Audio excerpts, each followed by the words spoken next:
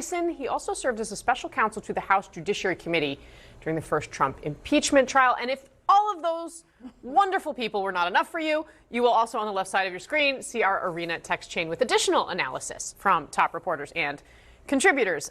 David Chalian, I want to start with you, kind of big picture on this, because I was really fascinated with how Caroline Leavitt opened the briefing today. It was a classic Trumpian move to go on attack. Right, against previous, they had an outline of the things that had happened in the White House before that underscored plenty of issues that Democrats had, celebrated things that the Trump administration has done. What did it tell you that they felt they needed to be on defense? This story is so powerfully visual, and that is Donald Trump's medium, right? Like, he understands that. And so I think what you're seeing from the White House in trying to respond to this story is an understanding that because of how visual the story is in nature, it has captured the imagination of the American people, beyond the political back and forth over it and beyond. Like, people are that image of destruction happening at, America's symbol of our democracy and our system of government and the like. That is something that breaks through. And so I think what you saw at the briefing was a White House that was keenly aware this has broken through in a way that they weren't controlling, and so they're trying to get control of it. Jamie? David is absolutely right. I think they have underestimated the visceral reaction of regular Americans to this. I actually got more text messages from Republicans than Democrats, many of them who worked in the White House. But the kind of thing that I heard, to David's point, is, it sparks a fear. What else will he do?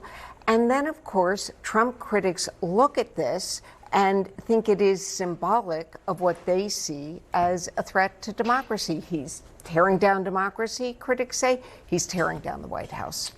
Mark Short, I will say the previous small C conservative approach to this would not be to rip down the East Wing, right?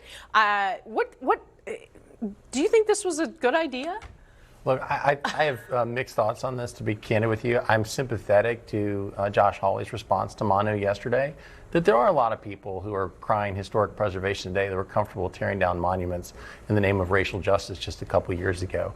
But the White House is not his personal house. It belongs to the American people, and it's the American taxpayer that has paid for it. So the fact you have other people donating, I think, is a little bit of a canard. But I also think it's clear the White House is on the defense right now, but they probably also are rather cover this than the fact that farmers and ranchers are actually now rising up, upset about the president's trade agenda. He's going to China because the trade agenda is that much in disarray. You have now finally 9 months of trying to coax Putin, and you actually have disruption and have to sanction Russia. You have a so-called peace deal in Israel that seems to be falling apart. And so there's a lot of big issues that impact the American people daily, and to be covering this, I think, is probably preferable for them. So considering everything you just laid out there, I mean, Caroline Leavitt said that the ballroom was the main priority when she was asked about this today. Should it be? Well, no, obviously not. I mean, I think there's a lot of challenges in front of the American people right now. I didn't even mention the shutdown. And so there's a lot of challenges in front of the American people that I think that the White House could be focused on that would be impacting the American people as opposed to... Yeah, and health care costs are about to go up in a week for Americans. Again, yes, the government is shut down. Costs are rising overall. But one interesting thing on who's going to pay for it, I do find it interesting that the president has not disclosed how much he will be paying at the same time when he's still asking the Justice Department for $230 million.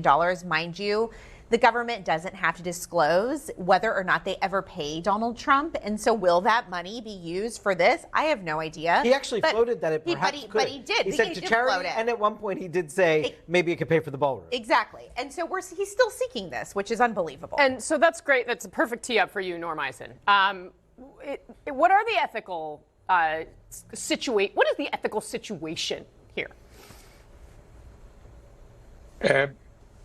When I worked in the White House, if we wanted to make changes, and we did, we went through the National Capital Planning Commission. There doesn't seem to have been any advanced approval of this. I think that image... They do seem to be claiming that they were given permission from them, although the details remain fuzzy, but continue. It's extremely murky, and Casey, that picture of that building being torn down, the reason it resonates in part is this sense of what are the limits? Will he follow the law? How far will he go? Over 100 times courts have said Donald Trump has violated the law. And so it's not just a cold shock. And you juxtapose tearing down this precious national space.